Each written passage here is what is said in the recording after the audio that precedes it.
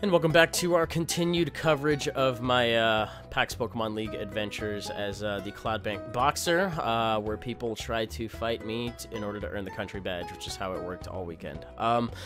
In today's episode, I've got, oh my god, I've got some scary shit for the most part. I've got two very common electric types, I've got two very common ground types, and I've got two fairly common other things. Seeing how there is a Manectric on this team, the other likely Mega was Metagross, but I actually will be fighting a Mega Manectric in this game because having Mega Metagross and regular Manectric in a game is kind of weird. If there's something I realized after the last game, which I think actually just hit the internet right about now, as a matter of fact, I need a Stealth Rock setter, and I probably could also use a spinner in the same bag. I don't really mind if I don't have a spinner, I guess, but I need to have a Stealth Rocker, because Talonflame is only going to get more and more common this weekend if people just keep throwing this OU stuff on me, because, I mean, wow. He does have double Intimidate juggling. Serperior doesn't give a shit about it, but Serperior never gave a shit about it whether or not it was gaining boosts or losing stats. You know, it's just contrary. It's just funny to see it get the attack boost. And then I just, you know, pop out the mixed Serperior with the Leaf Blade and I just bop him. No, that's not how that works. It's just a regular Serperior. So, I end up going out into my Fortress on this one. Unfortunately, his U-turn does 2 points too many. I did decide to, I believe, stay in and attempt to go for my Stealth Rocks, thinking he was just going to go for the Volt Switch. But I just lose this thing right off the bat, I'm pretty sure. Do I? Yeah, I think he just goes for Flamethrower. And I thought it was, like, mildly specially defensive. I forgot my own set. It turns out I just die to a Flamethrower right away. So, Fortress doesn't do shit this game. I definitely could use it for Landorus, but that's fine. It's early game. We move on. It's still pretty early in the weekend. My playing will only get better from here, folks. I promise. It's a little bit painful to watch as I try to get back into the swing of things, but shift in a second and we go from there. So I go into Mega Gallade right now. I completely space on the fact that he still Landorus as well. I like to set up really early with Gallade to put a lot of pressure on my opponent because nobody likes staring down a Swords Dance boosted Mega Gallade under normal circumstances. And I really should have taken this thing out first, because if I had, then it probably would have been pretty good for me, because I do have Shadow Sneak for Gengar, I've got Close Combat for Mega Metagross, I have, you know, Close Combat or Zen Headbutt for Manectric, but it goes on. So, if there's one thing I know about this point in the weekend, there was a group of guys that came up and they all had Scarf Landorus. I was like, you predictable motherfuckers, come on. So switching to Thundurus, just go for a nasty plot, seeing as how he's locked into Earthquake, and I'm going to proceed to punish a good portion of his team right now with a Life Orb boosted Thunderbolt. Tries to go for sub there. I don't normally see that on Rotom, but I'm glad he wasn't able to do it because the man almost died to a Thunder. Not my man, by the way. The man washing machine on the other side. I almost one-shot that, so it was kind of a whatever thing.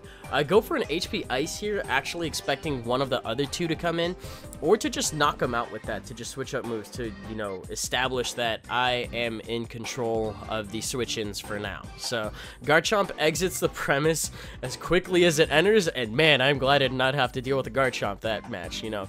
For 10% of my health, and I just get rid of a Garchomp? Shit, sign me up. That's a great deal. Can I buy one, get one free on that? I think I absolutely can with the Metagross too. Get the fuck out of here. So, Rotom is still alive at a very low amount of HP. Metagross is dead. Garchomp is dead. He's got Lando and some other shit I really don't give a shit about. So this basically just confirms right here that he was Scarfed. I did not want to risk, you know, him actually putting on the big boy pants now and end up going for an Earthquake as I switch into Gallade. I'd rather see what move he locked into because he is definitely Scarfed the way he just let me get away with a good portion of that. So right here, I think I actually opt to go for a Close Combat, expecting him to switch to something else immediately, but he doesn't. He actually stays in, and that is a neutral Close Combat. It's good to know how much it does. That's the first time I've done that this weekend. While it was intentional, once again, I didn't really expect him to stay in on that one. But I can go for a Zen Headbutt to switch it up to hopefully get more damage off on the Landorus. I wasn't actually expecting to live that Stone Edge after the defense drop, but hey, I figured if he misses, I can get some free hits, so why not? He's going to be, or I'm going to be -1 on this one, and I unfortunately am just going to let Mega Gallade die right now, just in order to take advantage of the move that he's locked in on. I'm not doing anything as long as this thing is alive, and it would have been really nice to have Superior on the field earlier, but I fortunately do get it now. You know, seeing as how he's locked in on Earthquake, I'm doing the exact same thing I did with Thunderous, and the same Pokemon that is overused for its versatility with Intimidate. The moveset is very predictable on it as well, and having a couple of pokes around that can switch in on it after it's revealed what move it's gone for is a very positive benefit to the way this team is built. It deals with it fairly easily with a lot of very minimal casualties. It's not a threat in my book. I think Talonflame is a bigger threat in my book, especially because I didn't get rocks on this game. But he's going to go ahead and go into his Manectric after I knock out his Gengar with the combination of the Leaf Storm on the Switch and the Dragon Pulse. And I think I go for a Giga Drain here because I know Superior can actually take just a regular Flamethrower. It is super effective, but it's not stab, and Superior has a considerable amount of bulk. It's this weird, like, fast bulky thing, and it's not particularly offensive. If you look at its base stats, it's like if you had a brick wall on like 5 wagons, like strapped to like a really fast truck. That's basically what Superior is. The truck itself is not the dangerous part, it's how fast the truck is.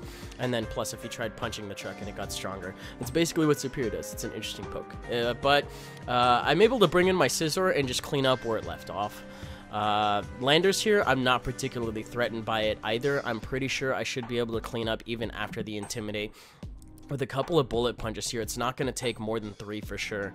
And I don't think his Earthquake is actually going to do over half. It actually did over half. Never mind, just kidding. I will completely eat my words on that.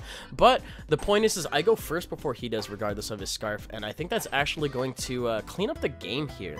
Did I use... I didn't even use Clawitzer, so I don't know whether or not it was a good fit for that. So sorry for those of you Clawitzer fans out there that got your popcorn out. Keep it out. I use it later this weekend. I think I even use it later in the day. But that was a short game for today. Hope you guys enjoyed it. If you did, you can definitely leave a like rating, comment, subscribe, do your thing.